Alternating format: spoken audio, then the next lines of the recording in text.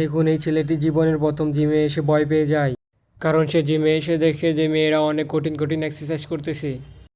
আসলে এই ছেলেটি অনেক অলস, কখনো কোনো কঠিন কাজ করে নাই, তাই দেখে ভয় পেয়ে গেছে।